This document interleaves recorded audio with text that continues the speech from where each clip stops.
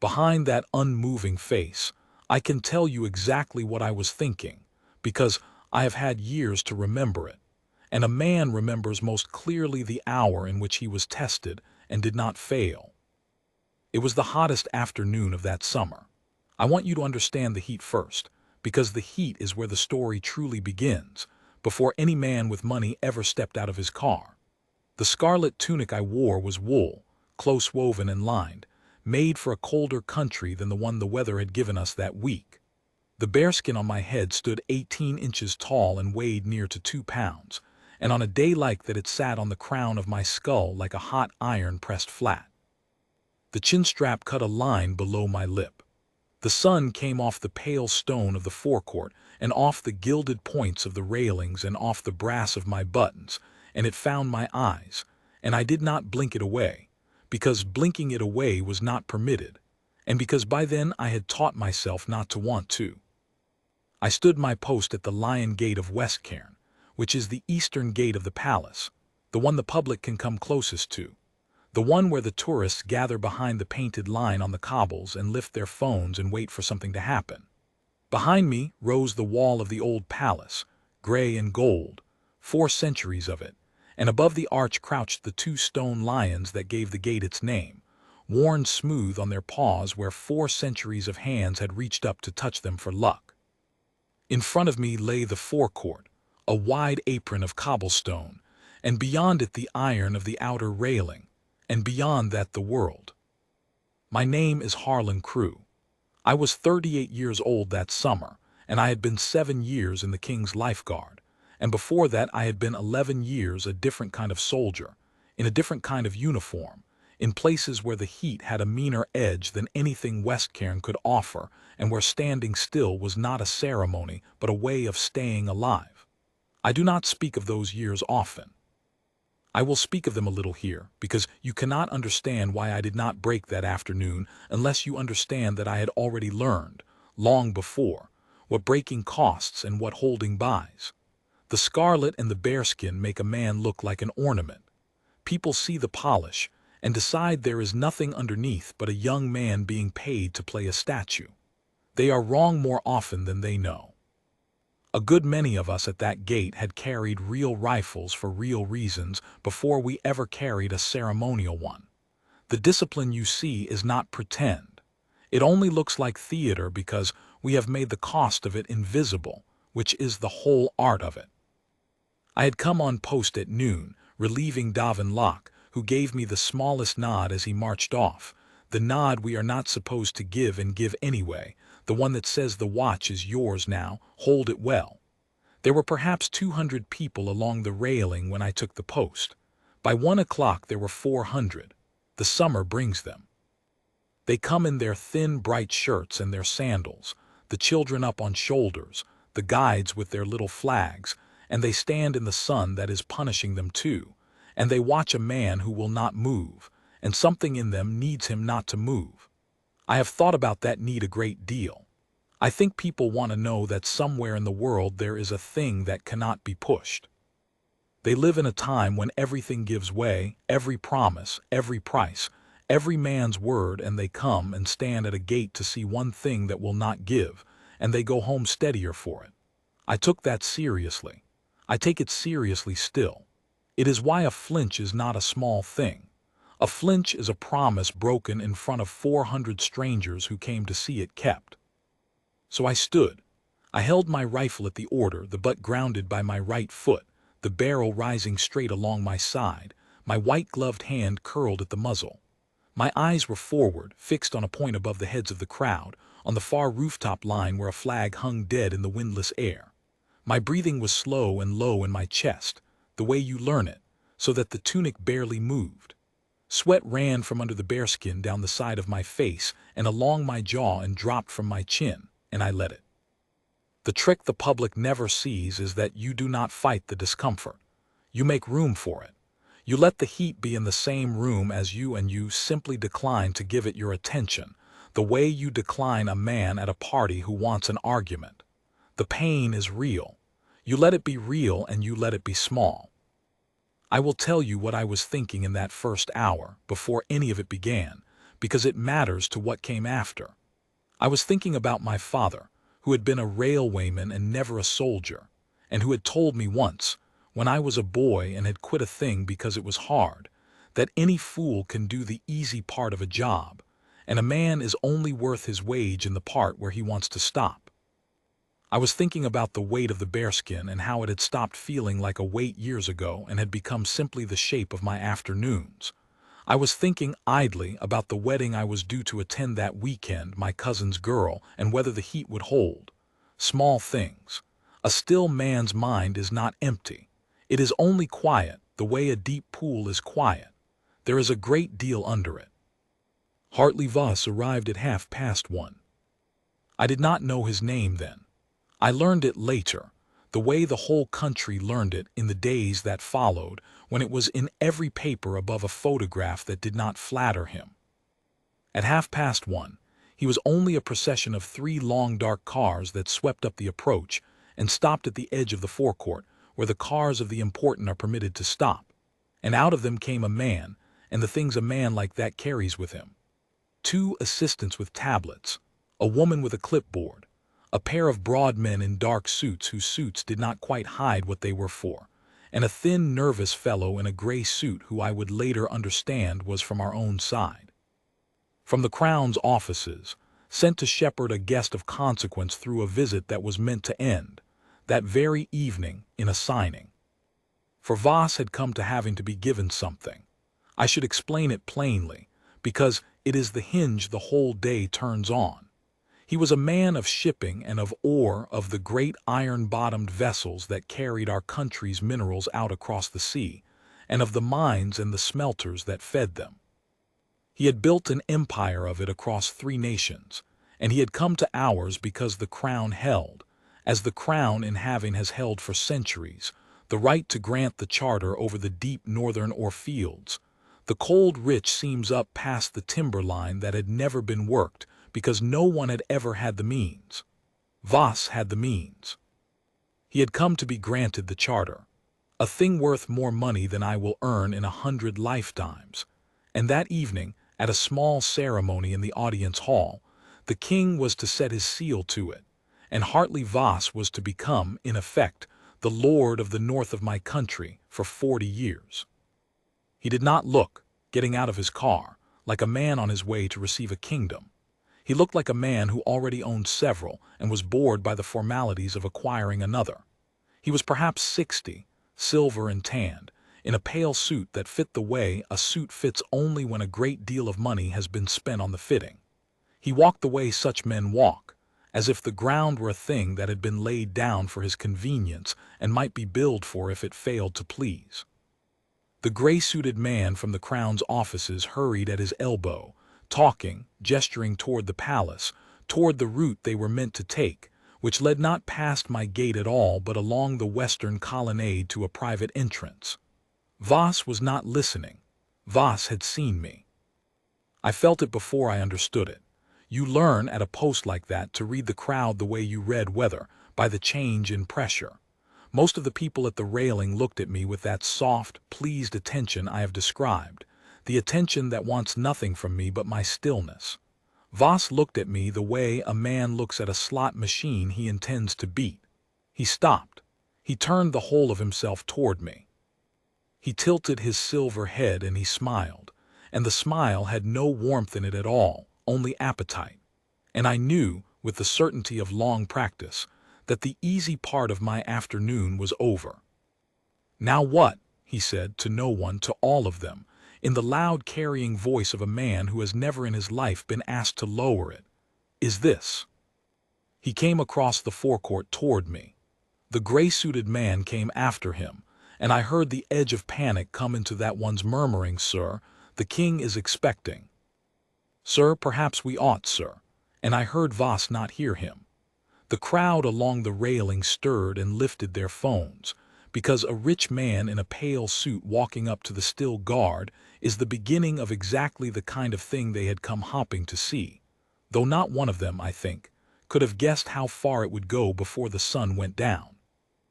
Voss stopped 4 feet from me, close enough that I could smell the cologne on him, something expensive and cold like the inside of a new car. He looked me up and down, the bearskin, the scarlet, the rifle, the boots, with the frank assessing rudeness of a man pricing a horse. I gave him nothing. My eyes stayed on the dead flag on the far roofline. My breathing stayed low. The sweat ran off my chin and I let it. "Extraordinary," he said. "They still do this, the whole costume, the hat in this heat." He glanced back at his assistants and gave a short laugh, and they gave the short laugh back the way the paid always do. You'd think they'd have mannequins by now, cheaper, wouldn't sweat through the wool. He looked at me again, closer. "Are you sweating? You are, look at that. They make you stand out here and cook for the tourists." He shook his head, and here is the thing I want you to understand about the first words he spoke to me. They were not, at the start, even cruel. They were worse than cruel.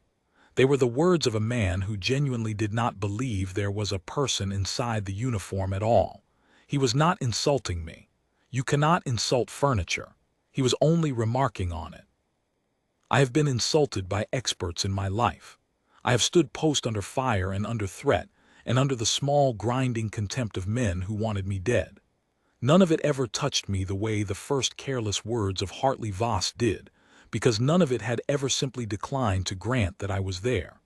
I felt something turn over in me, deep and slow, a thing I recognized and put a hand on and held down.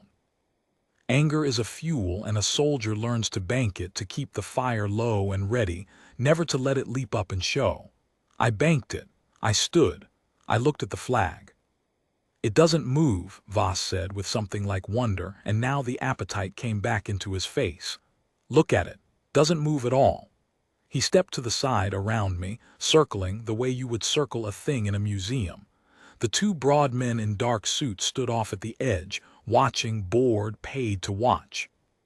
The gray-suited fellow stood wringing his hands at the cobble's edge, and I caught, in the corner of my fixed gaze, the white misery in his face, the face of a man watching a thing go wrong that he had been sent to keep right. "I'll bet it moves," Voss said. He came back around to my front. He reached into the inside of his pale jacket and brought out a billfold, and from the billfold he drew a note, a large one, a foreign note, but I knew the worth of it, and he held it up between two fingers in front of my eyes. "There," he said. "Smile for me, just a smile. What is that, 3 months' wages for you, for a smile." He waggled it. "Come on, nobody's looking. Well." He glanced at the 400 phones along the railing and laughed his short laugh again. "Everybody's looking. Better yet, smile for the cameras, soldier, and the money's yours." I held the flag in my eyes, and I did not smile, and I did not look at the note. This, you understand, is the easiest provocation of all to withstand, and I want to be honest with you about why. It is easy because it is contemptible, and contempt is a clean thing to stand against. A man who tries to buy you has told you exactly who he is and exactly who he thinks you are, and the moment he has done it, the matter is settled in your own heart, even if your face shows nothing. He thought the world was a market, and that I was a thing in it with a price, and the instant he held that note up he had lost. He simply did not know yet that he had lost, and would not know for some hours, and the not knowing would drive him, over the long afternoon, to worse and worse things, until at last he did a thing that could not be undone, in front of more witnesses than any man should ever wish to do it before. But I am ahead of myself. Let me hold the afternoon the way I held the post, in order, and let it come. The note did not work, and Voss had not expected it to, not really. It was an opening move, a way of warming the crowd and warming himself. He put the note away with a little flourish, as if returning it to the deck, and turned to his audience, his assistants, the broad men, the railing. "Tough one," he announced. "All right, we'll work up to it." He had decided I was a game now. That was the danger in him, and I read it early. He was not a cruel man in the way that some men are cruel, with heat and intention. He was bored, and he was used to winning, and a thing that would not yield to him registered in his mind, not as a person to be respected, but as a fault in the machine of the world, a stuck coin, a jammed lock, an irritation that his whole life had taught him could be cleared if he only applied enough pressure and enough money and enough will. He believed down to the root of himself that everything gave way. He had never in 60 years met a thing that did not. And here, at the gate of a country he was about to be handed the north of, on the hottest afternoon of the summer, he had found one, and he could not let it be. The gray-suited man made his move then, his one brave attempt of the whole day. He stepped forward and said, low and urgent, "Mr. Voss, the king's secretary is expecting us at 2, and the route is this way if you'd." "Then the king's secretary can wait," Voss said, not even turning to him. "I'm being granted half a country tonight. The half a country can wait 20 minutes while I get this fellow to blink." He said it lightly. He said it the way a man says a thing he is completely certain of, the way I might say the sun will set. And the gray-suited man looked at the cobbles and stepped back and was beaten, and the worst of it was that Voss was right. The country did wait. The secretary did wait. The whole machine of state bent around the whim of a man who had not yet signed a single page, because that is what money of that size does to the people near it. It makes them small. It had made the gray-suited man small. It had made the assistant small and the broad men small, and even for a little while the watching crowd small, hungry for the spectacle, on the rich man's side without quite knowing it. It did not make me small. I want to be plain about why, because it was not virtue, or not only virtue. It was that I did not work for Hartley Voss and never would. I worked for the gate. I worked for the 4 centuries of the gate and the 2 stone lions and the dead flag on the roof line and the 400 strangers who needed one unmoving thing. Voss could buy the north of my country. He could not buy the gate because the gate was not for sale, and I was the gate. And so for that one afternoon, in a way that had nothing to do with the wage in my pocket, I was the one thing in the whole forecourt that his money could not reach. He sensed it. I think that is what enraged him slowly over the hours, not that I would not smile, but that he could feel dimly that there was a place I stood that he could not buy his way into, and a man like that cannot bear to know such a place exists. So began the long part of the afternoon, the part I held my post through, the part that the crowd filmed and that the country later watched in pieces on their phones. I will tell it to you the way I lived it, which was slowly in the heat, one provocation at a time. He started with noise. He stood close and talked at me, a running commentary, trying to find the word or the jab that would land. He told me I looked ridiculous. He told me the hat was a joke. He asked me, leaning in, whether I had chosen this or whether it was the only work I could get, whether I had a family, whether they were proud of me for standing in a costume in the heat for the amusement of foreigners. He said it would be a mercy if someone like him bought the whole palace and turned the lot of us out into honest jobs. He had a gift for the small barbed question, the kind designed to open a door in a man and let the heat in. I let none of them land. I had stood through worse from men who meant it more. Voss did not, I think, even mean most of it. He was throwing things to see what stuck, and nothing stuck, and his voice climbed by slow degrees from amusement toward something thinner and more brittle, the sound of a man who is beginning, against all his expectation, to lose. When the noise did not work, he went to motion.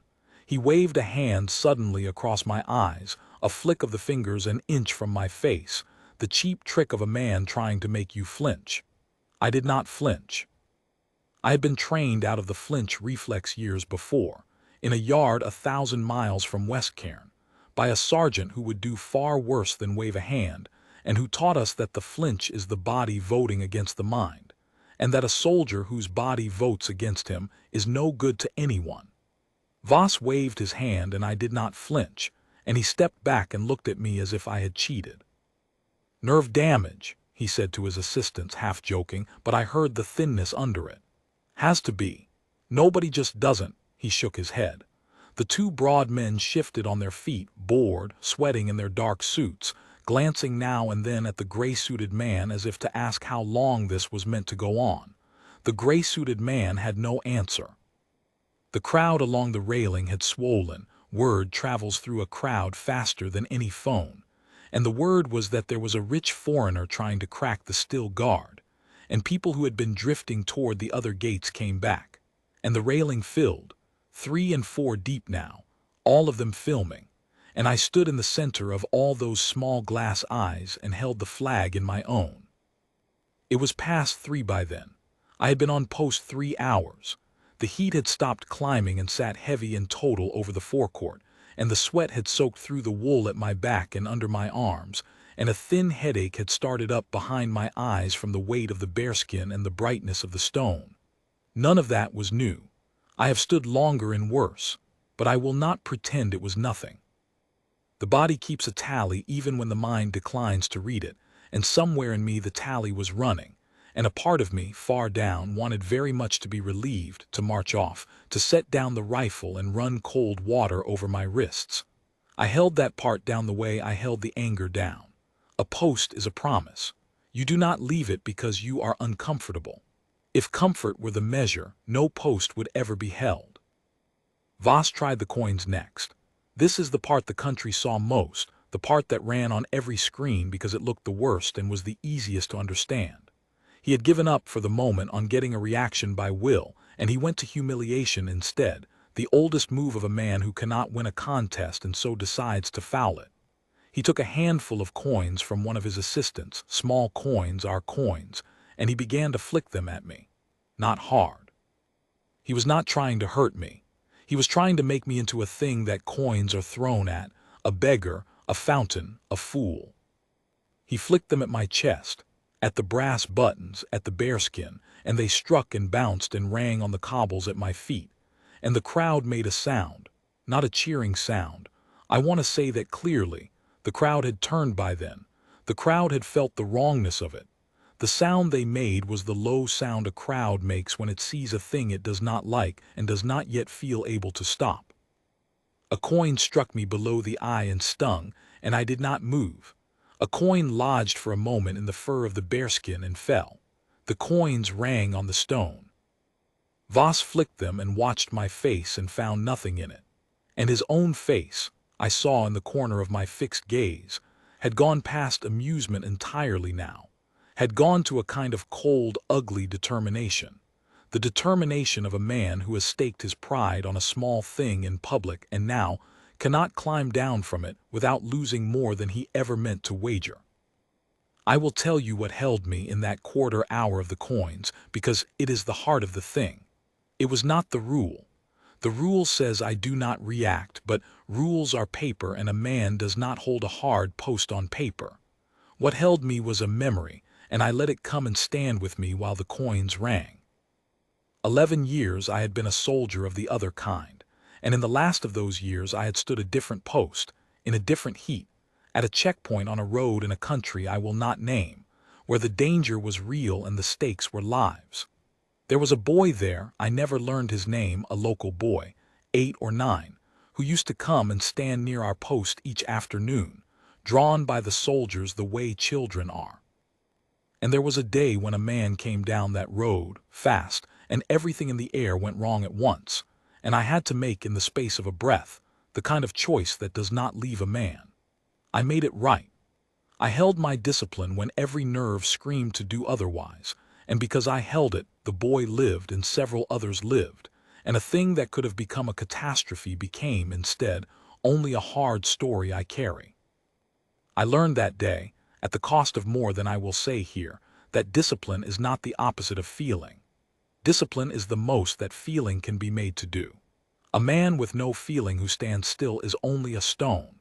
A man who stands still while everything in him roars, that man is doing the hardest and most useful thing a human being can do, and it is worth a great deal more than a smile, and it is certainly worth more than the coins of Hartley Voss. So I stood in the rain of his coins, and I thought of that boy on that road, and I held the flag in my eyes, and I did not give Voss the one thing he had come to my gate to take, which was the proof that everything in the world could be bought or broken if you only pushed it hard enough. I would not be his proof. I would be the other thing.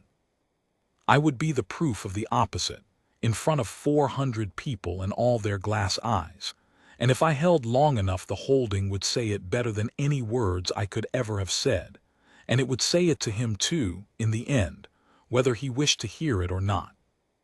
The coins ran out. Voss stood breathing, his pale suit dark now under the arms, his silver hair no longer quite so perfect, and he looked at me with real hatred, the first true heat I had seen in him, and that was the moment the afternoon tipped, though I did not yet know how far it would fall. "Then move you," he said quietly only for me, and stepped directly into my path. Now I must explain a thing about the post, because the next part turns on it. A sentry at the lion gate is not always still. At intervals on the slow march, he paces his beat, a measured walk of some 30 paces along the front of his sentry box and back, rifle on the shoulder, a thing done partly for the blood and the legs, and partly because the walk is itself a part of the ceremony. The still man made briefly to move so that the crowd may see the discipline in motion as well as in rest. My beat was due. The clock in me, which never stops, told me it was due, and the slow march has its own iron rule, one of the oldest we keep. The guard's beat is the king's ground, and it is not given way upon. If a man stands in the path of the marching guard, the guard does not stop and does not go around. He gives a warning, sharp and loud. The only words a sentry is permitted to speak on his beat, and if the man does not clear, the guard marches on, and the man learns, the hard, easy way, that the ground belongs to the crown and not to him. Voss did not know this. He thought, stepping into my path, that he had at last found the lever, that the still man either could not move or dared not, and that to plant himself in front of me was to win by a kind of forfeit, to make of my stillness a cage. He folded his arms. He smiled his cold appetite of a smile. "There," he said, "now you're really stuck. Can't move, can you? Mustn't move. The little soldier in his little box." He had his audience again, and he played to it, and the assistants laughed and the broad men smirked, and the gray-suited man closed his eyes. I gave him his warning.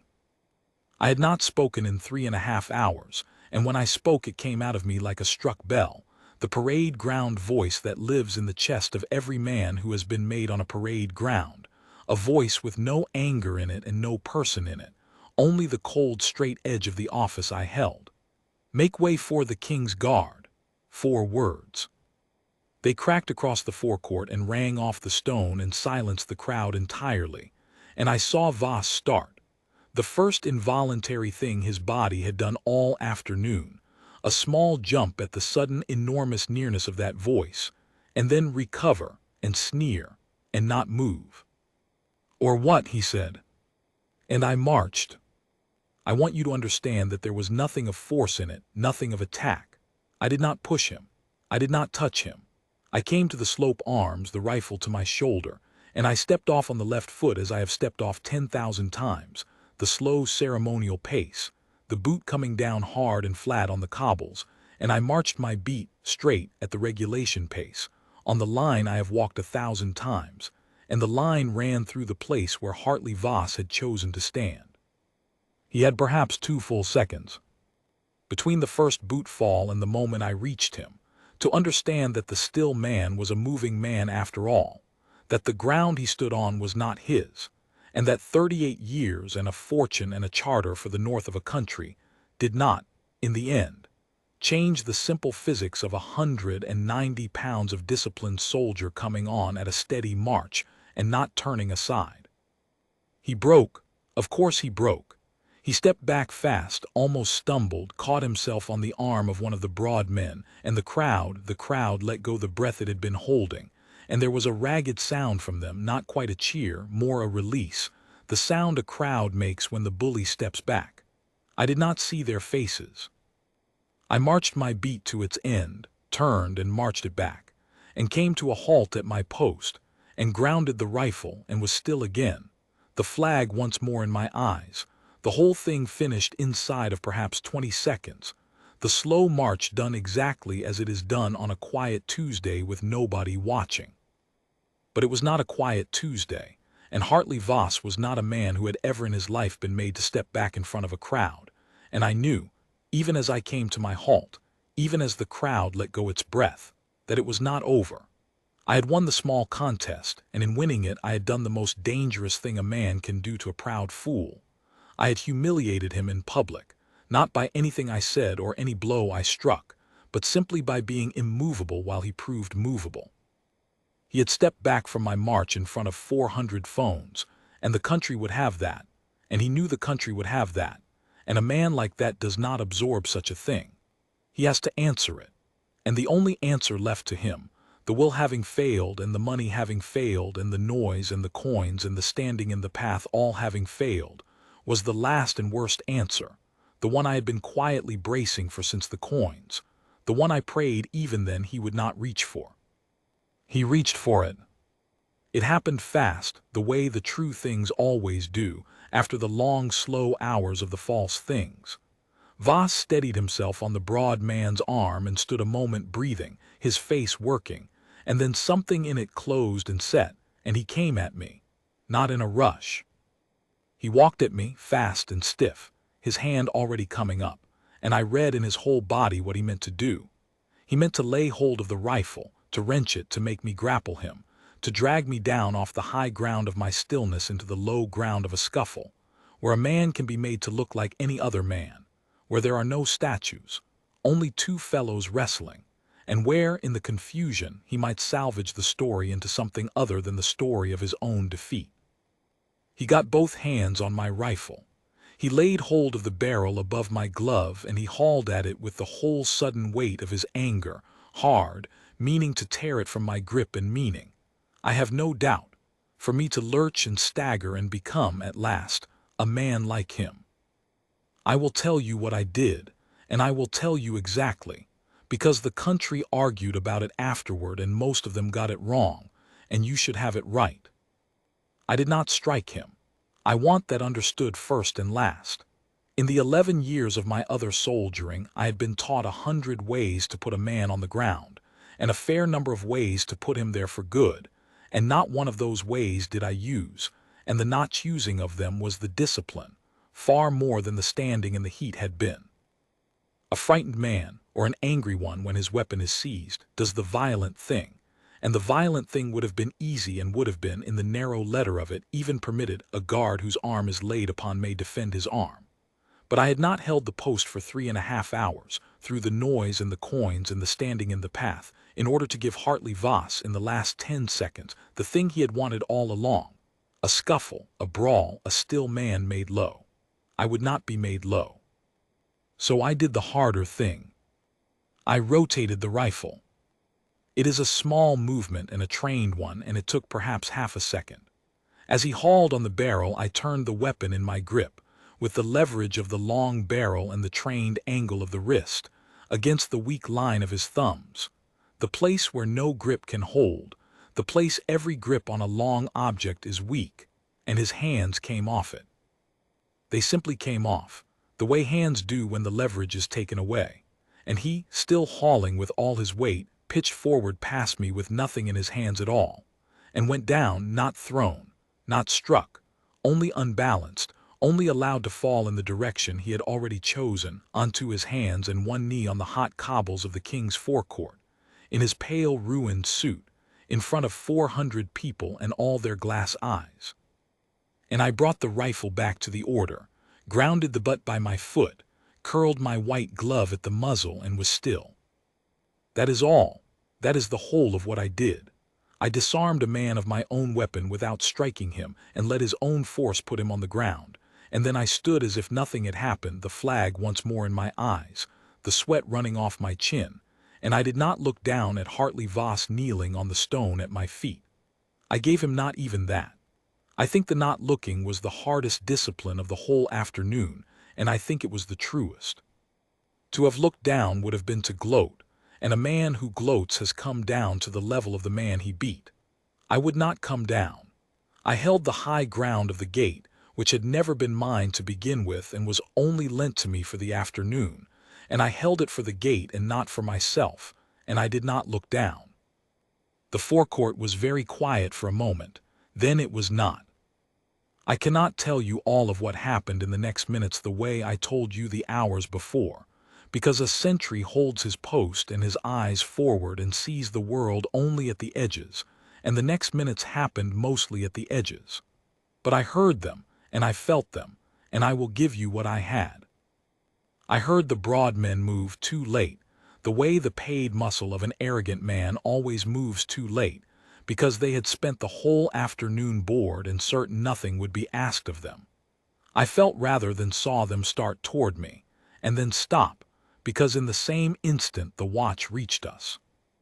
The palace watch, the plainclothes men whose whole work is the forecourt, who had been standing along the wall the entire afternoon, who I had clocked at my post the way I clock everything, 4 of them, patient, waiting on the one rule that governs them, which is that the watch does not move on a guest of the crown until a line is crossed that cannot be uncrossed. Voss had crossed it.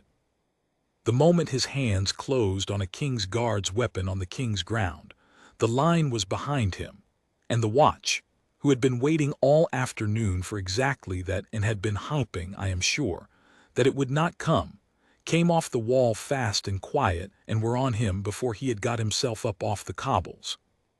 I heard him then, and this was the thing the country talked about most after the coins. He came up off the stone roaring. All the cold appetite, all the silken boredom, all the loud certainty was gone, and what was under it came out, and what was under it was small and ugly and afraid. He roared that did I know who he was. He roared that he would have my job, the gate, the palace, the lot. He roared to the watch who held his arms that there was a ceremony that very evening, that the king was expecting him, that he was to be granted the north, that they could not, did they know, he never finished it. They walked him off across the forecourt, 2 of them with a hand on each arm, firm and unhurried, the way the watch walks a man who is finished and does not yet know it. And the crowd along the railing parted and watched him go in a silence broken only by the small mechanical sound of 400 phones, recording the richest man ever to pass the Lion Gate being walked off it like a drunk at closing time. The gray-suited man went after them, white as paper already, I think, beginning to compose in his head the impossible message he would have to carry up the western colonnade to the king's secretary, the message that the guest of honor, the lord-to-be of the north, was at that moment in the hands of the palace watch with his suit torn at the knee, having laid hands on a lifeguard sentry in front of the whole world's cameras 1 hour before he was to be granted a kingdom.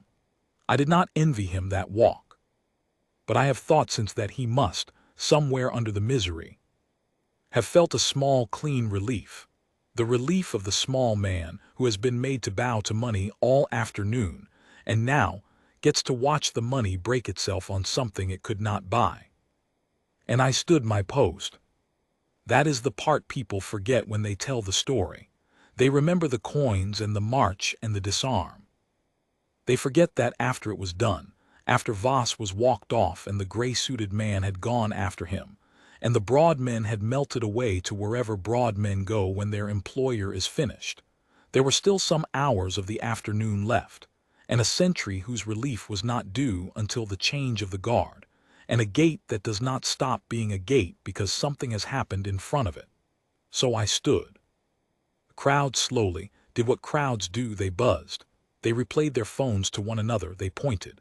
And then by degrees, the spectacle being over, they thinned and the ordinary tourists came back, the ones who only wanted the still man and not the show. And the afternoon went on and the heat went on, and the sweat ran off my chin. And I held the flag on the far roofline in my eyes and let my heart, which had been beating hard and high through the disarm, come slowly down to its low and ordinary pace. I will not pretend I felt nothing in those last hours of the post. A man feels a great deal after a thing like that, and the discipline is not in feeling nothing but in standing as if you feel nothing while the feeling runs its course inside you where no one can see. I felt the anger, banked all afternoon, burn low and finally go out. I felt the strange flat tiredness that comes after, the tiredness that is not of the body. And I felt, I will admit to you, a small hard satisfaction, which I examined and did not entirely approve of, and did not entirely put down either, the satisfaction of a man who has been treated as a thing and has proved, without a word, that he was not one. I tried not to make too much of it. The satisfaction of beating a fool is a thin meal. But it was there, and I will be honest that it was there, and I stood with it the way I had stood with everything else and let it be, and held my post until the change. The change came at 5. I heard the new guards detail marching up before I saw them, the boots on the stone and Davin Lock at their head, and the relief came on with all the small ceremony it always has, the new sentry into the box, the old one stepping off, and as Locke took the post he gave me again, the nod we are not supposed to give. But this time there was more in it than the usual handover, and I understood that he had heard, that they had all heard, that the word had gone up the regiment the way word does, and that the nod was saying a thing the regulations have no words for and that I will not try to put into better words than the nod itself. Well held. I marched off. I did not look back at the gate. You never do. You will want to know what became of the charter, and the king, and Hartley Voss, and you have a right to it, because the title I have given this tells you the charter died by sundown, and a man should make good on what his title promises. It did die by sundown. Here is how I came to know it, and how the country came to know it, and you may weigh it as you like. There was no ceremony in the audience hall that evening.